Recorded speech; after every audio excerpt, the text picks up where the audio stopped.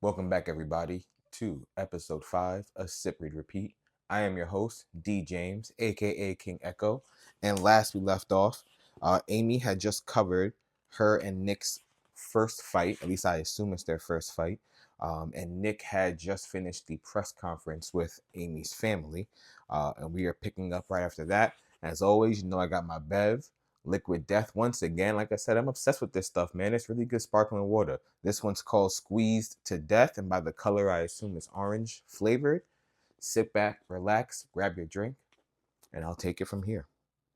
Gilpin opened the door to the same room where they questioned me the night before. In the center of the table sat Amy's silvery gift box. I stood staring at at the box sitting in the middle of the table, so ominous in this new setting. A sense of dread descended on me. Why hadn't I found it before? I should have found it. Go ahead, Gilpin said. We wanted you to take a look at this. I opened it as gingerly as if a head might be inside. I found only a creamy blue envelope marked First Clue. Gilpin smirked. Imagine our confusion. A missing persons case, and here we find an envelope marked First Clue? It's for a treasure hunt that my wife, right, for your anniversary. Your father-in-law mentioned it. I opened the envelope, pulled out a thick sky blue piece of paper, Amy's signature stationery, folded once. Bile crept up my throat. These treasure hunts had always amounted to a single question. Who is Amy? What is my wife thinking? What was important to her this past year? What moments made her happiest? Amy, Amy, Amy. Let's think about Amy. I read the first clue with clenched teeth. Given our marital mood the past year, it was going to make me look awful. I didn't need anything else that made me look awful. I picture myself as your student, with a teacher so handsome and wise. My mind opens up, not to mention my thighs. If I were your pupil, there'd be no need for flowers. Maybe just a naughty appointment during your office hours. So hurry up and get going, please do. This time, I'll teach you a thing or two. It was an itinerary for an alternate life. If things had gone according to my wife's vision, yesterday she would have hovered near me as I read this poem, watching me expectantly, the hope emanating from her like a fever. Please get this. Please get me. And she would finally say, so? And I would say, oh, I actually know this. She must be in my office at the junior college. I'm an adjunct professor there. Huh. I mean, it must be, right? I squinted and reread. She took it easy on me this year. You want me to drive you over, Gilpin asked. Nah, I've got Go's car. I'll follow you then. You think it's important? Well, it shows her movements the day or two before she went missing, so it's not unimportant. He looked at the stationery. It's sweet, like something out of a movie, a treasure hunt. My wife and I, we give each other a card and maybe get a bite to eat. Sounds like you guys are doing it right. Preserve the romance. Then Gilpin looked at his shoes, got bashful, and jingled his keys to leave. The college had rather grandly presented me with a coffin of an office, big enough for a desk, two chairs, some shelves. Gilpin and I wended our way through the summer school students, a combination of impossibly young kids, bored yet busy, their fingers clicking out text or dialing up music, and earnest older people I had to assume were mall layoffs, trying to retrain for a new career. What do you teach? Gilpin asked. Journalism. Magazine journalism. A girl texting and walking forgot the nuances of the latter and almost ran into me. She stepped to the side without glancing up. It made me feel cranky. Off my lawn, old.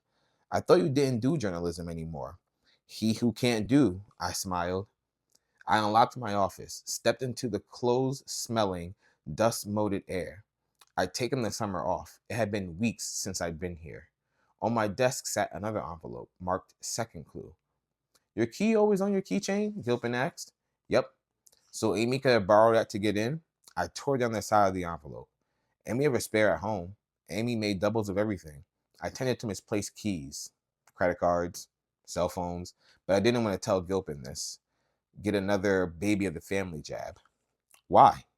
Oh, just wanted to make sure she wouldn't have had to go through, I don't know, a janitor or someone. No Freddy Krueger types here that I've noticed. Never saw those movies, Gilpin replied. Inside the envelope were two folded slips of paper. One was marked with a heart, the other was labeled Clue. Two notes. Different. My stomach clenched. God knew what Amy was going to say. I opened the note with the heart. I wish I hadn't let Gilpin come. And then I caught the first words. My darling husband. I figured this was the perfect place, these hallowed halls of learning, to tell you I think you are a brilliant man. I don't tell you enough, but I am amazed by your mind, the weird statistics and anecdotes, the strange facts, the disturbing ability to quote from any movie, the quick wit, the beautiful way you have of wording things. After years together, I think a couple can forget how wonderful they find each other. I remember when we first met, how dazzled I was by you. And so I want to take a moment to tell you I still am, and it's one of my favorite things about you. You are brilliant. My mouth watered. Gilpin was reading over my shoulder, and he actually sighed. Sweet lady, he said. Then he cleared his throat. These yours? He used the eraser end of a pencil to pick up a pair of women's underwear. Technically, they were panties. Stringy, lacy, red. But I know women get creeped out by that word. Just Google hate the word panties. They'd be hanging off a knob. Oh, excuse me. Just Google hate the word panties. They'd be hanging off a knob on the AC unit. Oh, geez, that's embarrassing. Gilpin waited for an explanation. One time, Amy and I, well, you read her note. We kind of, you got sometimes got to spice things up a little bit. Gilpin grinned. Oh, I get it. Randy, professor, and naughty student. I get it. You two really were doing it right. I reached for the underwear, but Gilpin was already producing an evidence bag from his pocket and sliding them in. Just a precaution, he said inexplicably. Oh, please don't, I said. Amy would die. I caught myself. Don't worry, Nick. It's all protocol, my friend. You wouldn't believe the hoops we gotta jump through. Just in case, just in case. Ridiculous. What's the clue say? I let him read over my shoulder again. His jarringly fresh smell distracted me. So what's that one mean? He asked. I have no idea. I lied. I finally I finally rid myself of Gilpin, then drove aimlessly down the highway so I could make a call on my disposable. No pickup. I didn't leave a message. I sped for a while longer, as if I can get anywhere. Then I turned around and drove the 45 minutes back toward town to meet the Elliots at the Days Inn. I walked into a lobby packed with members of the Midwest Payroll Vendors Association. Wheelie bags parked everywhere, their owners slurping complimentary drinks in small plastic cups, and networking. Forced guttural laughters in pockets, fish for business cards. I rode up the elevator with four men, all balding and khaki and golf shirted, lanyards bouncing off round, married bellies. Mary Beth opened the door while talking on her cell phone. She pointed toward the TV and whispered to me, We have a cold cut tray if you want, sweetheart, then went into the bathroom and closed the door, her murmurs continuing. She emerged a few minutes later, just in time for the local 5 o'clock news from St. Louis, which led with Amy's disappearance. Perfect photo, Mary Beth murmured at the screen where Amy peered back at us. People will see it and really know what Amy looks like. I thought the portrait, a headshot from Amy's brief fling with acting, beautiful but unsettling. Amy's pictures gave a sense of her actually watching you, like an old time haunted house portrait, the eyes moving from left to right. We should get them some candid photos too, I said, some everyday ones. The Elliots nodded in tandem but said nothing, watching. When the spot was done, Rand broke the silence. I feel sick. I know, Mary Beth said. How are you holding up, Nick? Rand asked, hunched over, hands on both knees, as if he were preparing to get up from the sofa, but couldn't quite do it. I'm a goddamn mess to tell you the truth. I feel so useless. I gotta ask, what about your employees, Nick? Rand finally stood. He went to the minibar, poured himself a ginger ale, then turned to me and Mary Beth. Anyone? Something? Anything? I shook my head. Mary Beth asked for a club soda. Want some gin with the two, babe? Rand asked, his deep voice going high on the final word. Sure. Yes, I do. Mary Beth closed her eyes, bent in half, and brought her face between her knees. Then she took a deep breath and sat back in her exact previous position, as if it were all a yoga exercise. I gave them a list of everyone, I said. But it's a pretty tame business, Rand. I just don't think that's the place to look. Rand put a hand across his mouth and rubbed upward, the flesh of his cheeks bunching up around his eyes. Of course, we're doing the same with our business, Nick. Rand and Mary Beth always referred to the Amazing Amy series as a business, which on the surface never failed to strike me as silly. They are children's books about a perfect little girl who's pictured on every book cover, a cartoonish version of my own Amy. But of course, were, a business, big business. They were elementary school staples for the better part of 2 decades, largely because of the quizzes at the end of every chapter. In third grade, for instance, Amazing Amy caught her friend Brian overfeeding the class turtle. She tried to reason with him, but when Brian persisted in the extra helpings, Amy had no choice but to narc on him to the teacher. Mrs. Tibbles, I don't want to be a tattletale, but I'm not sure what to do. I've tried talking to Brian myself, but now I guess I might need help from a grown up. The fallout. 1. Brian told Amy she was an untrustworthy friend and stopped talking to her. 2. Her timid pal Susie said Amy shouldn't have told. She should have secretly fished out the food without Brian knowing. 3. Amy's arch rival Joanna said Amy was jealous and just wanted to feed the turtle herself. 4. Amy refused to back down. She felt she did the proper thing. Oh, that's good. That's really good. Who is right? Well, that's easy because Amy is always right in every story. Don't think I haven't brought this up in my arguments with my real Amy, because I have more than once. The quizzes, written by 2 psychologists who are also parents like you, were supposed to tease out a child's personality traits. Is your wee one a sulker who can't stand to be corrected like Brian? A spineless enabler like Susie? A pot stirrer like Joanna? Or perfect like Amy? These books became extremely trendy among the rising yuppie class. They were the pet rock of parenting, the Rubik's Cube of child rearing. The Elliots got rich. At one point, it was estimated that every school library in America had an Amazing Amy book.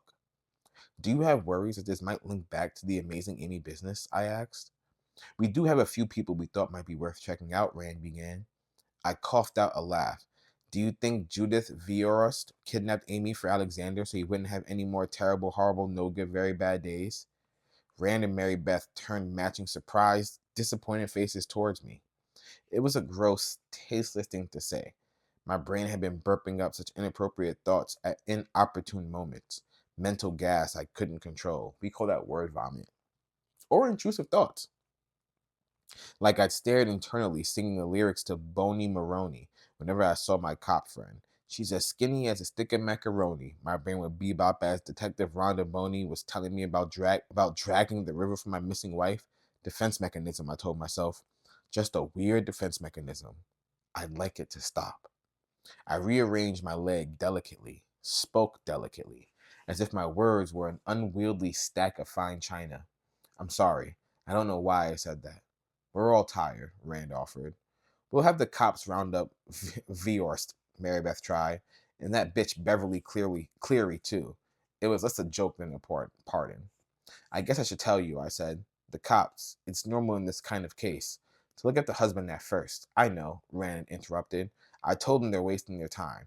The questions they asked us, they were offensive, Marybeth finished. So they have spoken with you? About me? I moved over to the minibar, casually poured a gin, swallowed 3 belts in a row, and felt immediately worse. My stomach was working its way up my esophagus. What kind of stuff did they ask?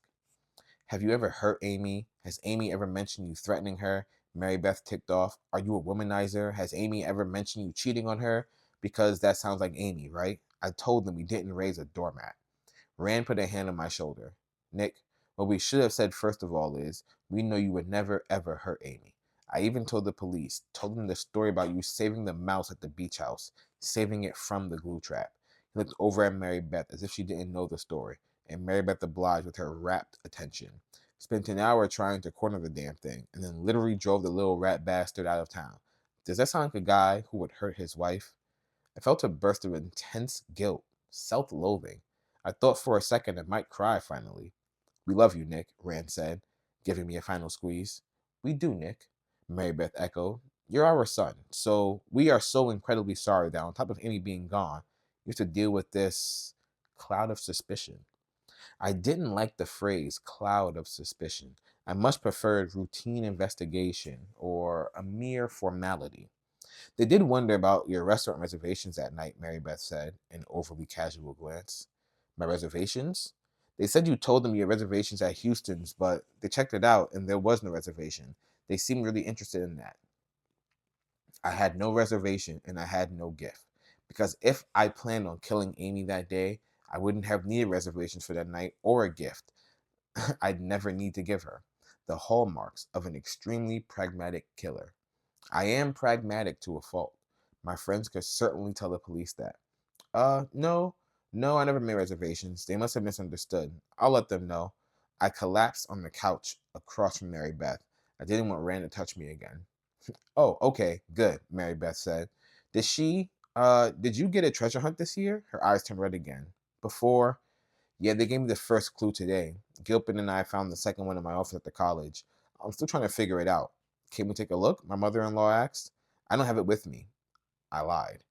Will you will you try to solve it, Nick? Mary Beth asked. I will, Mary Beth. I'll solve it. I just hate the idea of things she touched, left out there, all alone. My phone rang, the disposable, and I flicked a glance at the display, then shut it off. I needed to get rid of the thing, but I couldn't yet. You should pick up every call, Mary Beth said. I recognize this one, just my college alum fund looking for money. Rand sat beside me on the couch. The ancient, much abused cushion sank severely under our weight, so we ended up pushed toward each other, arms touching, which was fine with Rand. He was one of those guys who pronounced, I'm a hugger, as he came at you, neglecting to ask if the feeling was mutual. Mary Beth returned to business. We do think it's possible, and Amy Obsessive took her.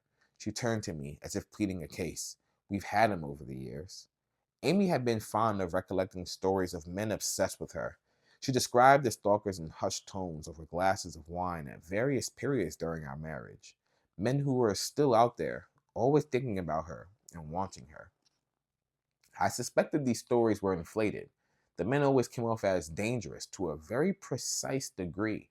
Enough for me to worry about, but not enough to require us to involve the police. In short, a play world where I could be Amy's chest puffed hero defending her honor. Amy was too independent, too modern to be able to admit the truth. She wanted to play damsel. Lately? Not lately, no, Mary Beth said, chewing her lip. But there was a very disturbed girl back in high school. Disturbed how? She was obsessed with Amy. Well, with amazing Amy. Her name was Hilary Handy. She modeled herself after Amy's best friend in the books, Susie. At first, it was cute, I guess.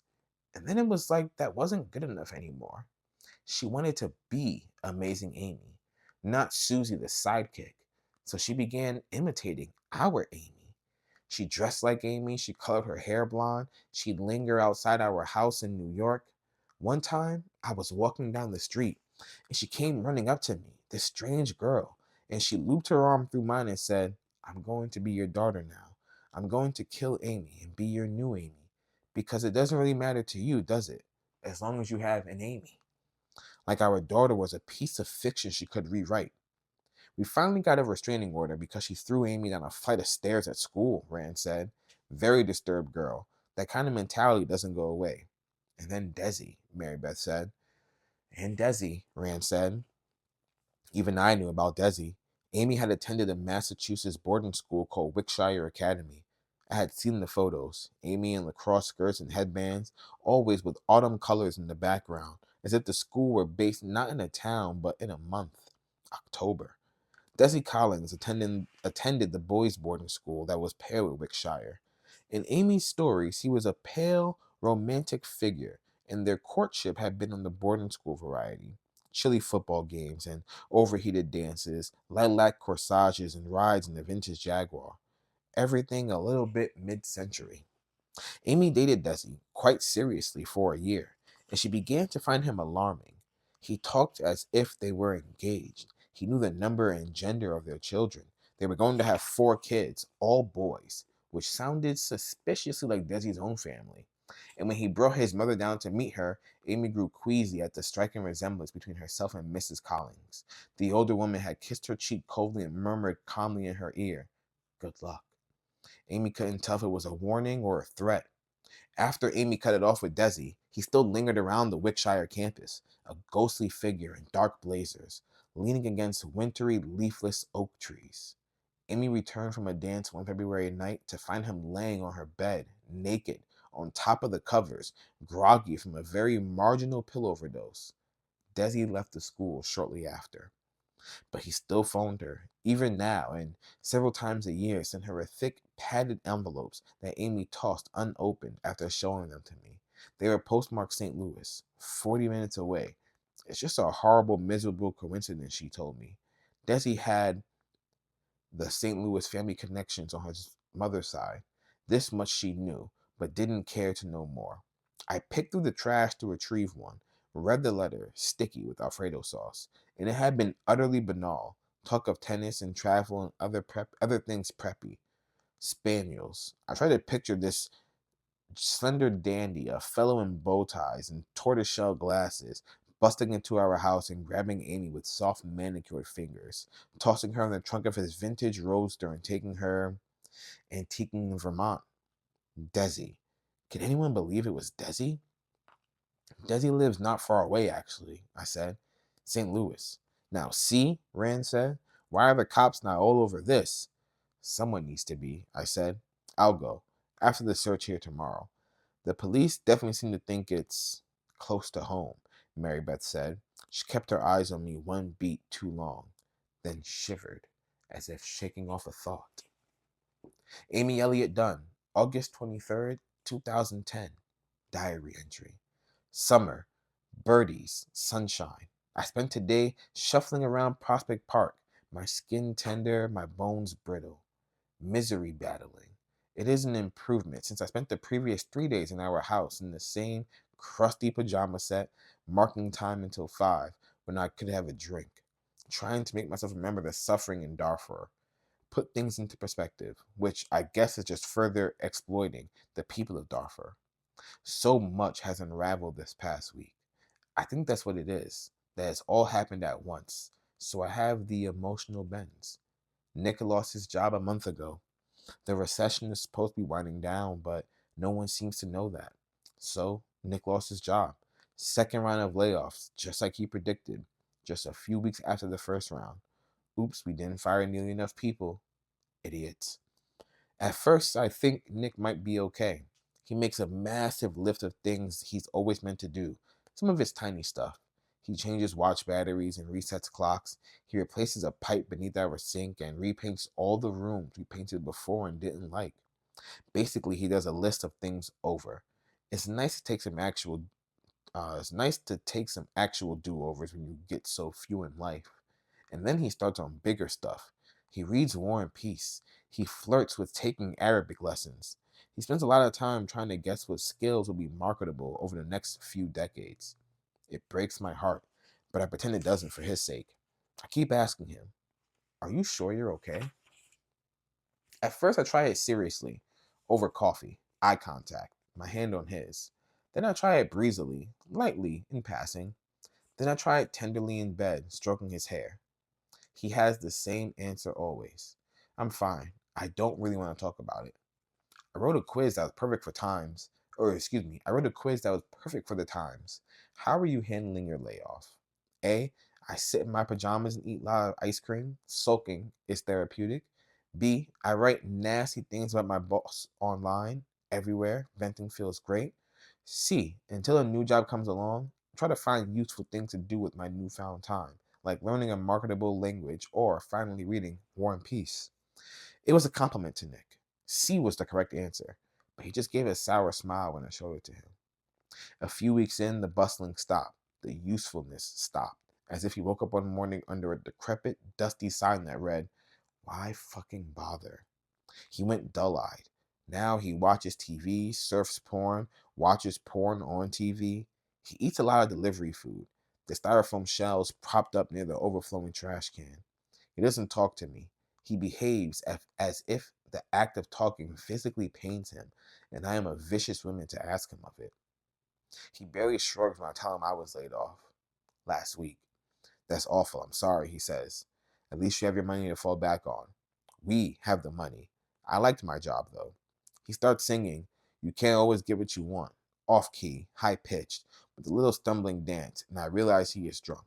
It is late afternoon, a beautiful blue day, and our house is dank, thick, with the sweet smell of rotting Chinese food, the curtains all drawn over, and I began walking room to room to air it out, pulling back the drapes, scaring the dust motes, and when I reached the darkened den, I stumbled over a bag on the floor, and then another, and another, like the cartoon cat who walks into a room full of mousetraps.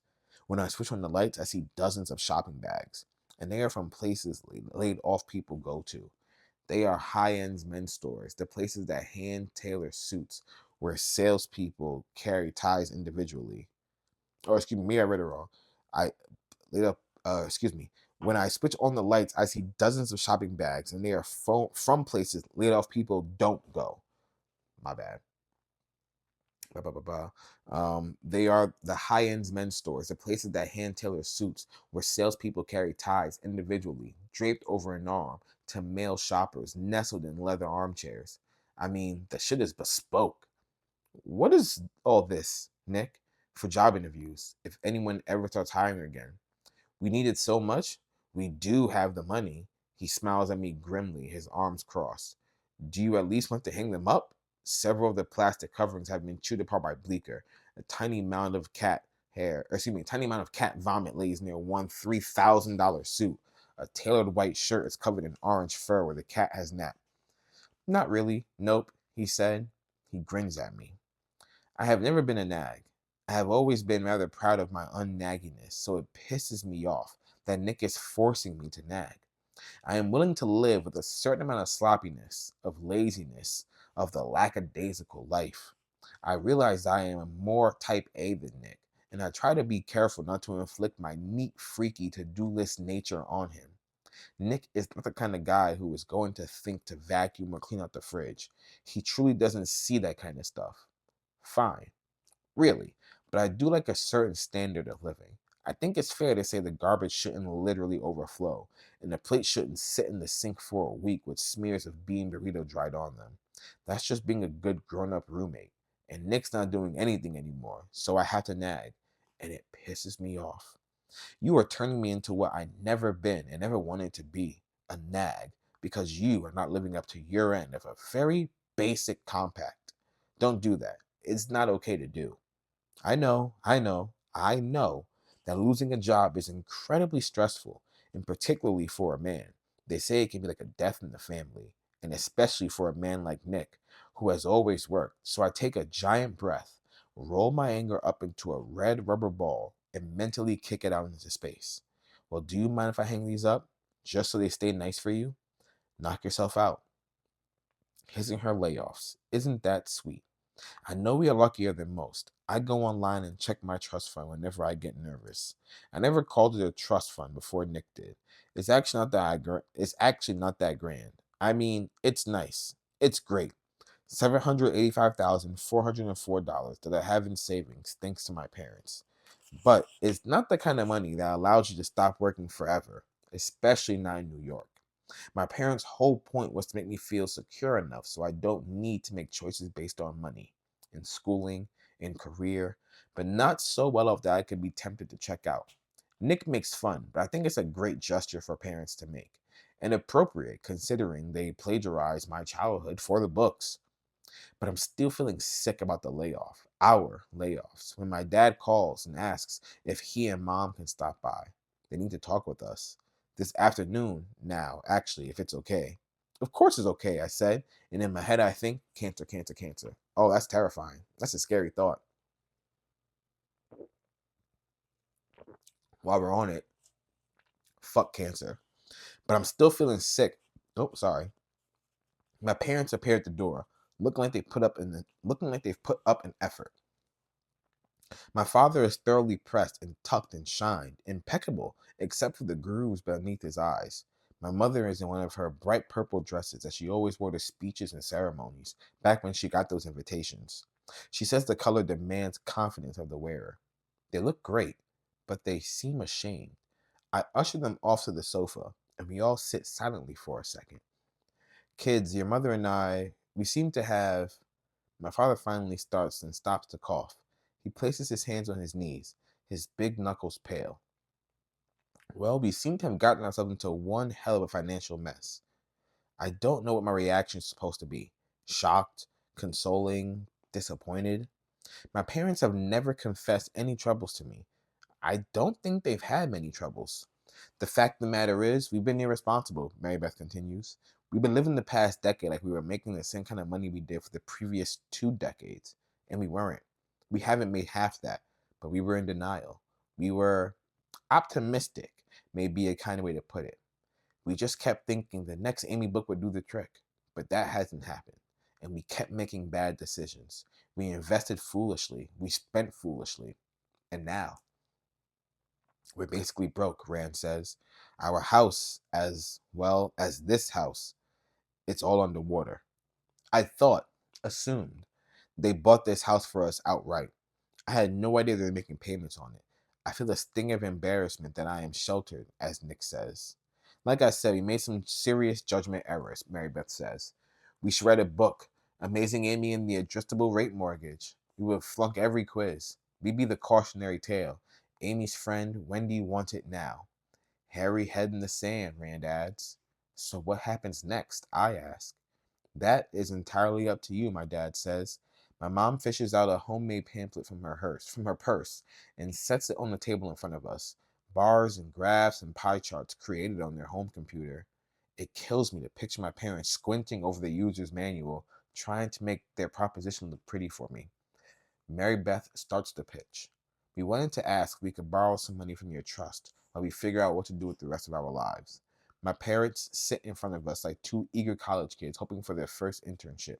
My father's knee jiggles until my mother places a gentle fingertip on it. Well, the trust fund is your money, so of course you can borrow from it, I say. I just want this to be over. The hopeful look on my parents' face, I can't stand it. How much do you think you need to pay everything off and feel comfortable for a while? My father looks at his shoes. My mother takes a deep breath. 650,000, she says. Oh, it is all I can say. It is almost everything we have. Amy, maybe you and I should discuss, Nick begins. No, we can do this, I say. I'll go grab my checkbook. Actually, Mary Beth says, if you could wire it to our account tomorrow, that would be best. Otherwise, there's a 10-day waiting period. That's when I knew they are in serious trouble. Damn. Do you think, it's really interesting, right? Do you think that how do you think you would react in this situation? As Amy, as Nick, um, do you think as Amy you would have been just as willing to just give your parents this bread? Do you think you would have heeded Nick's tail to kind of like listen to him and talk first? Me personally, I feel like even if I'm Nick, I have no right or say with this money. Like even if we're married, like that, it's not like you and I made this money. This is money that your parents gave you. I have no say. You do what you got to do. But that's that's scary. Nick Dunn, 2 days gone. I woke up on the pull-out couch in the Elliott's suite, exhausted. They'd insisted I stay over. My home had not yet been reopened to me. Insisted with the same urgency they once applied to snapping up the check at dinner. Hospitality as ferocious force of nature. You must let us do this for you. So I did. I spent the night listening to their snores through the bedroom door, one steady and deep, a hearty lumberjack of a snore, the other gaspy and rhythmic, as if the sleeper were dreaming of drowning. I could always turn myself off like a light. I'm going to sleep, I'd say, my hands in prayer position against my cheek. Zzz, the deep sleep of a night-quilled child, while my insomniac wife fussed in bed next to me. Last night, though, I felt like Amy, my brain still going, my body on edge. I was, most of the time, a man who was literally comfortable in his own skin. Amy and I would sit on the couch to watch TV, and I turned to melted wax, my wife twitching and shifting constantly next to me. I asked her once if she might have restless leg syndrome, an ad for the disease was running, the actors' faces all furrowed in distress, as if they shook their calves and rubbed their thighs, and Amy said, I have restless everything syndrome. I watched the ceiling of the hotel room turn gray, then pink, then yellow, and finally pulled myself up to see the sun blaring right at me across the river. Again, a solar third degree. Then the names popped in my head. Bing, Hillary Handy. Such an adorable name to be accused of such disturbing acts. Desi Collins, a former obsessive who lived an hour away. I had claimed them both as mine. It is a do-it-yourself era. Healthcare, real estate, police investigation. Go online and fucking figure it out for yourself because everyone's overworked and understaffed. I was a journalist. I spent over 10 years interviewing people for a living and getting them to reveal themselves. I was up to the task, and Mary Beth and Rand believed so too.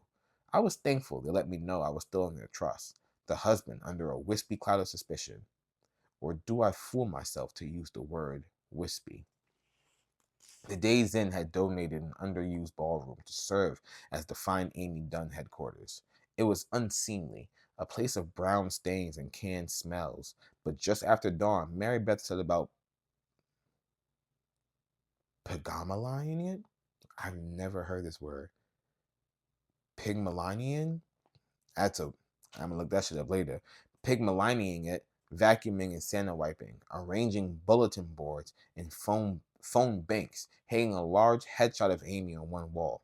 The poster with Amy's cool, confident gaze, those eyes that followed you, looked like something from a presidential campaign. In fact, by the time Mary Beth was done, the whole room buzzed with efficiency, the urgent hopefulness of a seriously underdog politician, with a lot of true believers refusing to give up. Just after 10 a.m., Boney arrived, talking into her cell phone. She patted me on the shoulder and began fiddling with the printer. The volunteers arrived in bunches, Go and a half a dozen of our late mother's friends. 5 40-something women, all in capri pants, like they were rehearsing a dance show. Two of them, slender and blonde and tanned, vying for the lead. The others cheerfully resigned to second string. A group of loud-mouthed, white-haired old ladies, each trying to talk over the next. A few of them texting. The kind of ugly people who have a baffling amount of energy, so much youthful vigor, you had to wonder if they were trying to rub it in. Only one man showed up, a good-looking guy, about my age, well-dressed, alone, failing to realize that his presence could use some explaining. I watched loner guy as he slipped around the pastries, sneaking glances at the poster of Amy. Boney finished setting up the printer, grabbed a brainy-looking muffin, and came to stand by me. Do you guys keep an eye on everyone who reports to volunteer? I asked. I mean, in case of someone who seems to have a suspicious amount of interest? Absolutely. She broke off the edges of the muffin and popped them in her mouth. She dropped her voice. But to tell the truth, serial killers watch the same TV shows as we do. They know that we know they like to insert themselves into the investigation. That's it. Yep, she nodded. So they're more careful about that kind of thing now. But yeah, we sift through all the kind of weirdos to make sure they're just, kind of weirdos. I raised an eyebrow. Like, Gilpin and I were lead detectives on the Kayla Holman case for a few years back. Kayla Holman? I shook my head. No bell. Anyway, you'll find some ghouls get attracted to stuff like this. And watch out for those two. Boney pointed toward the two pretty 40-something women because they look like the type to get a little too interested in consoling the worried husband. Oh, come on. You'd be surprised. Handsome guy like you? It happens. Just then, one of the women, the blonder and tanner, looked over at us, made eye contact, and smiled the gentlest, shyest smile at me. Then ducked her head like a cat waiting to be petted. She'll work hard, though. She'll be little miss involved, Boney said. So that's good. How the Cayman Holman case turn out? I asked. She shook her head no. 4 more women filed in, passing a bottle of sunblock amongst themselves, slathering it on bare arms and shoulders and noses. The room smelled like coconuts. By the way, Nick, Boney said, remember when I asked if Amy had friends in town? What about Noelle Hawthorne? You didn't mention her. She left us 2 messages. I gave her a blank stare. Noelle in your complex? Mother of triplets?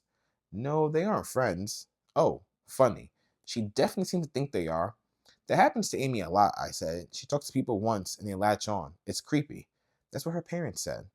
I debated asking Boney directly about Hillary Handy and Desi Collins. Then I decided not to. I'd look better if I were the one leading the charge. I wanted Rand and Mary Beth to see me in an action hero mode. I couldn't shake the look Mary Beth had given me. The police definitely seem to think it's close to home. People think they know her because they read the books growing up, I said. I can see that, Boney nodding. People want to believe they know other people. Parents want to believe they know their kids. Wives want to believe they know their husbands. You know what? That is a perfect place to stop. I know today was a little bit shorter, and I apologize. I'm just a little busy, but I promise that this week I will make it up to you with some other cool stuff. This has been episode 5 of Sip, Read, Repeat. I hope you enjoyed, and until next time.